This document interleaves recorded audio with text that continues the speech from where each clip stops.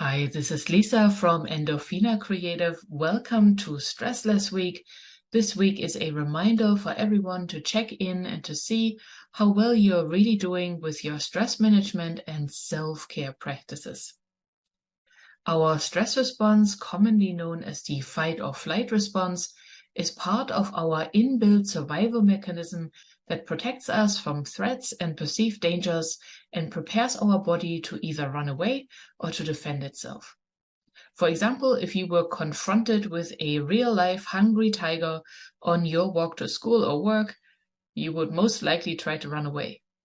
However, if you were accompanied by a young child in that same situation and confronting this hungry tiger, you might even try to defend yourself and the child against the tiger.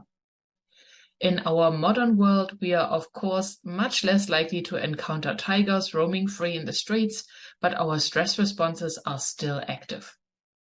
For example, an upcoming exam or work presentation may be perceived as dangerous by our nervous system and activate our stress responses. The problem is you cannot easily run away from your exam or your presentation, and you cannot really defend yourself physically against this perceived threat, because it is an artificially created situation. If you do not find ways to calm your fight or flight response, this pre-exam stress response may become chronic, which can lead to physical illness, low immunity, and mental health issues like anxiety and depression. Since it is Stress Less Week, I would like to create some awareness about our stress states and present to you 4 tips that can help you to reduce your stress levels. Number 1, become more mindful and get out of your head. Overthinking, catastrophizing, worrying, and mental overstimulation will take you away from the present moment and disconnect you from the here and now, as well as from your physical body. Instead of reducing your life experience to what is happening inside of your head, try to connect more with the physical environment around you and become aware when you're forgetting to be present. Rather than ruminating about the past or worrying about the future, you can connect with this moment right here, right now. Do it for a moment. Have a look around you and identify 3 things you can see. Listen to the noises around you. And perhaps you can identify 3 things that you can hear. Wiggle your fingers and find 3 things you can touch right now. Really feel the textures of these things. And then smell the air.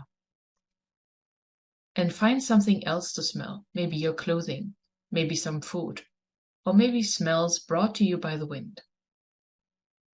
Using your senses more frequently will help you to return to the present moment and to get out of your head. Tip number 2. Check in with your stress ratings more often. How stressed are you right now on a scale from 0 to 10? 0 being not stressed at all, and 10 being stressed out of your mind. What is your stress rating right now? Say this number out loud. Let's say your stress rating is a 6. Then ask yourself, what would make my stress rating a 5? And become aware of what would be necessary to reduce your stress rating by 1 number. Sometimes this means relaxing your body, calming your emotions, or focusing on something else. And sometimes this means making changes to how you organize your life. Tip number 3, increase your de-stress practices. Calming down your active fight or flight response is really important. If you have an active fight response, you will have a lot of muscle tension or feel frustration or anger. In this case, you would perhaps do some sports or boxing to calm your fight response. But if you are someone who is experiencing a strong flight response, which is often accompanied by anxiety, overwhelm, or fear states, you will need to calm down your nervous system and engage in relaxation practices like meditation, body work, or massages, yoga, walking in nature, breathing exercises, or talking to someone who really listens to you with empathy.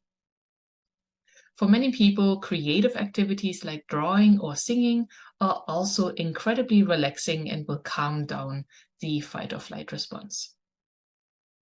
Tip number 4, learn to appreciate stillness. With all the many noises and distractions that we encounter in our modern world on a daily basis, the simple practice of remembering how it is to simply be still and present can be a great strategy to help you reduce your stress levels.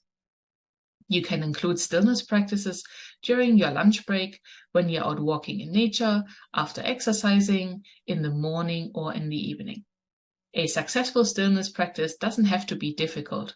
You do not necessarily have to observe your thoughts or focus on anything in specific.